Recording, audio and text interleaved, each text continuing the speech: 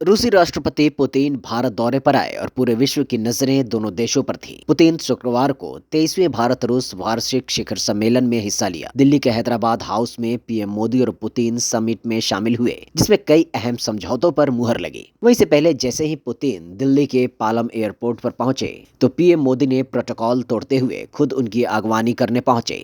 Putin का उन्होंने सहे दिल से स्वागत किया और फिर दोनों राजनेताओं का काफिला एयरपोर्ट से जैसे ही बाहर निकला, एक अलग ही नजारा देखने को मिला, जिसके चर्चे आज पूरे देश में ही नहीं पूरे विश्व में हो रही है। जी हाँ, दरअसल हुआ यूं कि पीएम मोदी और पुतिन टोयोटा की फॉर्च्यूनर गाड़ी में सवार होकर यहां से निकले। रूसी राष्ट्रपति और पीएम मोदी मर्सिडीज, बीएमडब्ल्यू या फिर और काफी महंगी गाड़ी को छोड़ इसके मुकाबले फॉर्च्यूनर में क्यों?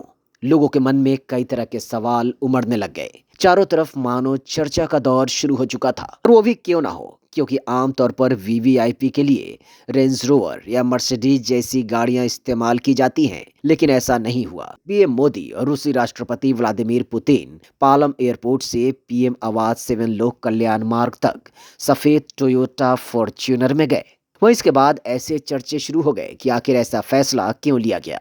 वहीं इसको लेकर कई विशेषज्ञों का मानना है कि किसी यूरोपियन ब्रांड के बजाय जापानी वाहन निर्माता टोयोटा की बनाई फॉर्च्यूनर को जानबूझकर चुनाव किया गया, जिससे कि पश्चिम को स्पष्ट संदेश मिल सके। हालांकि इसको लेकर सरकार की तरफ से अभी तक कोई स्पष्टीकरण नहीं आया है, लेकिन कई भू राजनीतिक विश्लेषकों का मानना है कि यह फैसला बिल्कुल भी साधारण नहीं था। ऐसे समय में जब रूस और भारत पर पश्चिमी देशों की यूक्रेन युद्ध को लेकर लगातार नजर है, एक यूरोपीय कार में पुतिन को ले जाना गलत संकेत जा सकता था। कुछ मीडिया रिपोर्ट्स और विशेषज्ञों की माने तो यह पश्चिम को दिया गया एक सूक्ष्म संदेश था। बता दें कि रेंज रोवर यूके और मर्सिडीज मेबैक जर्मनी जैसे ब्रांड ऐसे देशों से आते हैं जो रूस पर प्रतिबंधों और यूक्रेन के समर्थन में आगे रहते हैं, और इसी कारण से जापानी वाहन का चुनाव किया गया। वहीं एक और दूसरे कारण के भी खूब चर्चे हैं, और वो है मेक इन इंडिया की विचारधारा। जी हाँ, स्वदेशी निर्माण। भारत में निर्मित कई फॉर्च्यूनर मॉडल सरकार की मेक इन इंडिया नीति से मेल खाते हैं। जिस फॉर्च्यूनर का उपयोग हुआ वह महाराष्ट्र नंबर प्लेट वाले सिग्मा 4 थी। बता दें कि रक्षा मंत्री राजनाथ सिंह ने भी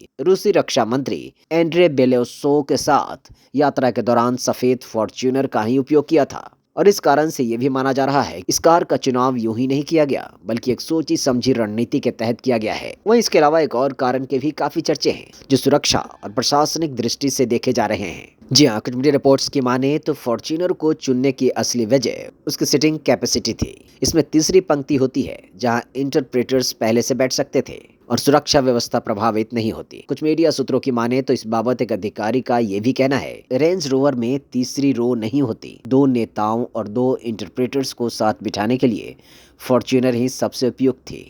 वहीं रूसी राष्ट्रपति पुतिन और पीएम मोदी का काफिला इस पर वाकई देखने लायक था, जिसमें फॉर्च्यूनर आगे चल रहा था, जबकि पुतिन की औरत सेनेट और मोदी की रेंज रोवर उसके पीछे। वहीं बीजेपी प्रवक्ता Shehzad Poonawalla social media X पर लिखते हैं, स्मार्ट लोग समझ जाएंगे।